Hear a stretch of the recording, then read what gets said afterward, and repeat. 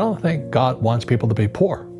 Poverty hurts. I mean, I don't like it. And today in the world is this gap between the rich and everybody else. And I know the game of the rich. The game the bankers and the rich play is different than what they teach you in school. And that's the story of Rich Dad, Poor Dad. You know, my Poor Dad, PhD, stands for Poor, Helpless, and Desperate. They don't know anything about money. And they're teaching our kids. I'm sitting in this classroom, and my MBA accounting teacher doesn't know accounting, and I'm going nuts. I'm not an accountant, but I knew he wasn't an accountant also, so I took him on. I said, "Are you an accountant?" He goes, "I have a master's in accountancy."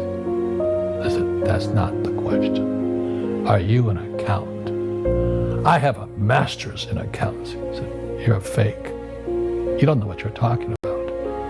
And to this day, when I listen to what people are teaching kids about accountancy, it's bad accountancy. They count anything of value as an asset. They count your car as an asset, your house as an asset, when it's really taking money from your pocket.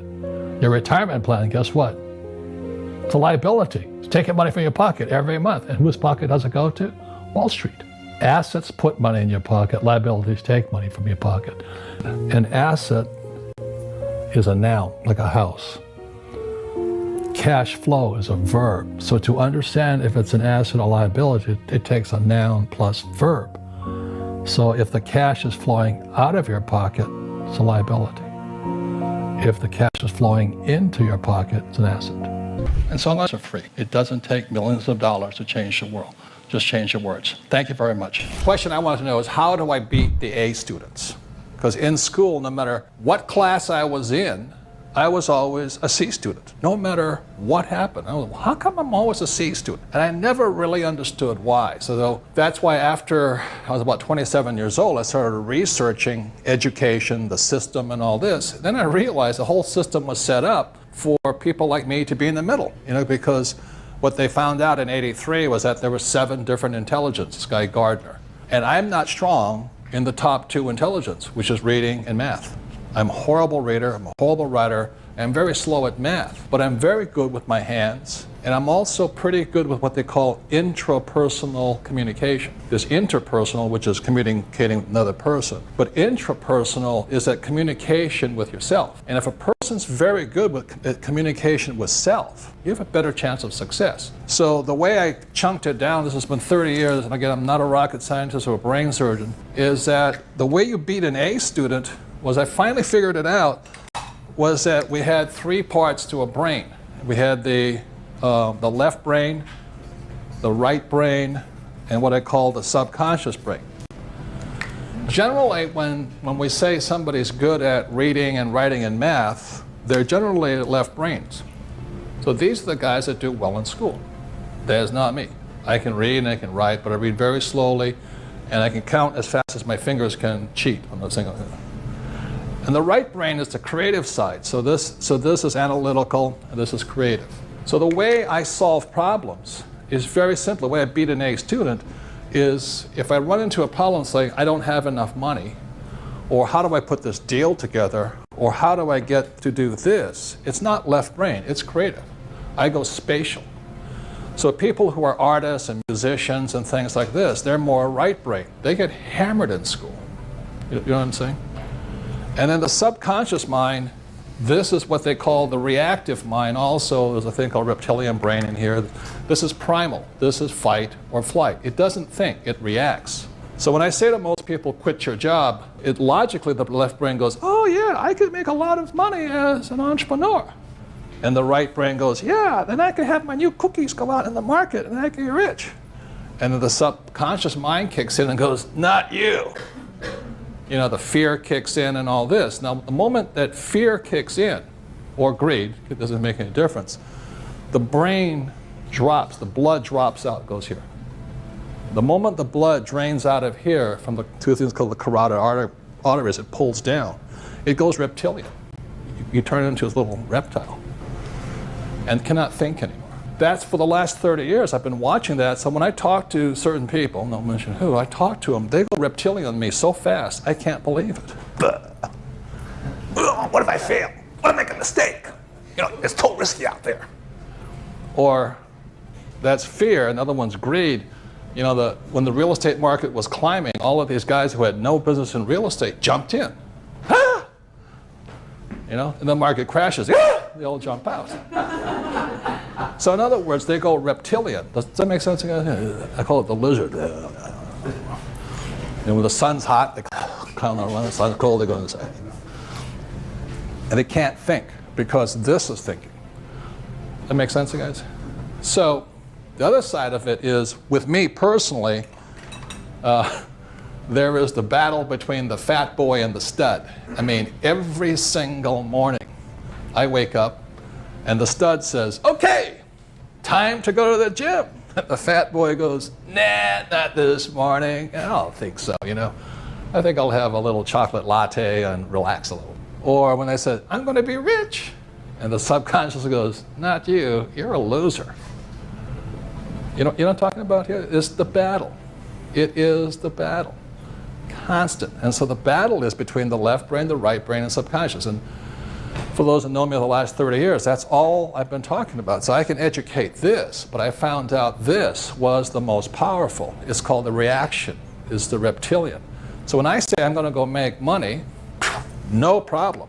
All three brains line up. It's crystal. I don't have any fear there. But I also learned this in Vietnam. They said, oh, there's a machine gun over there. I go, Roger, Dodger, He goes, left brain, right brain. I'll take that bastard off. There's only one of us is going to go home today, and it's going to be me. I'm going to kill him. But you talk to other people, what if I die? So you better not fly with me because I don't want you in my aircraft. If a person cannot control their subconscious mind, I don't want them on my team because they'll panic, they'll blow it, they won't shoot when they have to shoot, they'll run when they should be going forward, they'll back up and things like this. So these are the whole thing. So in the battle of the human mind, it's all inside of here, as best I can see. So making money is not an issue, going to the gym, big issue. Eating is an issue for me. I'm not addicted to, I used to smoke for 2 years. When I said I'm not going to smoke, stop. I drink a lot, I can stop. I like coffee, I can stop. But the one thing is I go past a Chinese restaurant, cannot stop. Yeah, baby, here we go.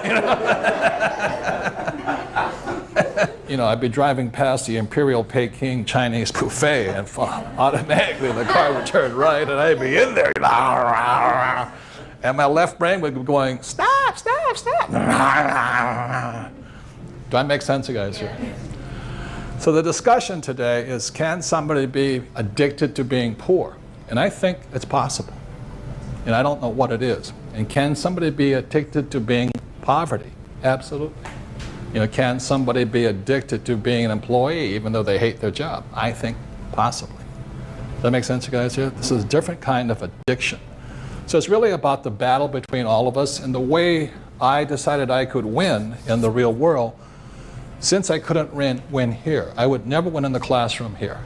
Never. There is not a class I would win in because I don't read and I don't write. Terrible. I read very slowly. And I like to cheat. It's called I discuss. But you're not allowed to do that in school. But I'm very creative. I like to draw, paint. I do play the ukulele now. But this is my strongest one. It is my intrapersonal skill. It is the handling of fear and the handling of greed. That is what makes me an entrepreneur. I can handle that. When things get frightening, I just turn it around, crank it up. Okay, when the economy's bad, I say, yes, baby, I'm going to kick butt now. The reason I'm going to kick butt is because these guys have lost their nerve. Does that make sense? So right now, as the economy starts to go into a recession, people are starting to panic. This is the time to get rich. But when I talk to most people about a declining economy, they and they can't think anymore. They go reptilian. Am I making sense here? So the way to win in the world is by, and this is the book coming out next spring in 2008, is you get your financial IQ up, you need 3 parts of your brain. I grew up in a family of PhDs, so they're highly educated poor people. PhD stands for poor, helpless, and desperate. And that's why I talk about my father running for lieutenant governor, and he lost. He ran against the governor. The governor fired him and said, "You'll never work in this state again." So I'm in college at the time at the academy, and my poor dad is now broke. PhD didn't help him. And so I'll ask everybody this question is, again, what did school teach you about money? Answer is nothing. That's not a mistake, Vlad. It's part of the Communist Manifesto.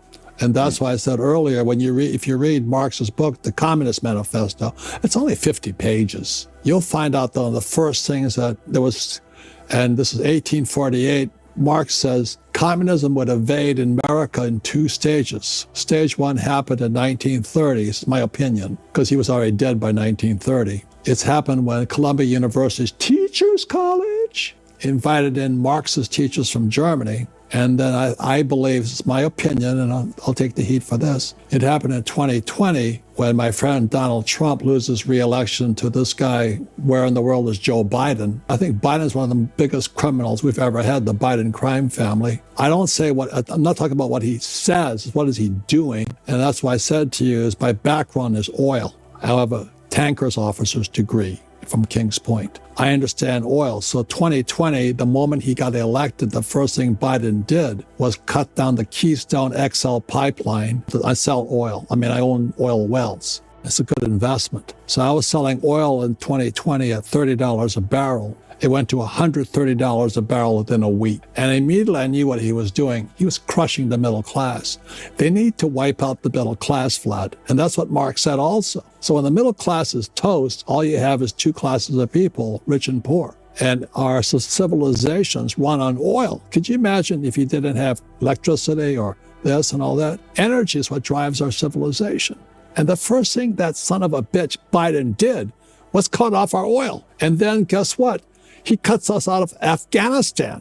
And when that happened, Saudi Arabia, just look at the facts, not what the guy is saying. When Afghanistan, he pulled us out of Afghanistan, so many people got wiped out. We left $9 billion there or something. And immediately Saudi Arabia, guess who they joined? They joined Russia. So now our price of oil going is up. And then Biden tries to buy oil from Venezuela. Watch what he does, not what he says. So, but oil is through the roof because he's a Green New Deal guy. It's killing our middle class, Vlad.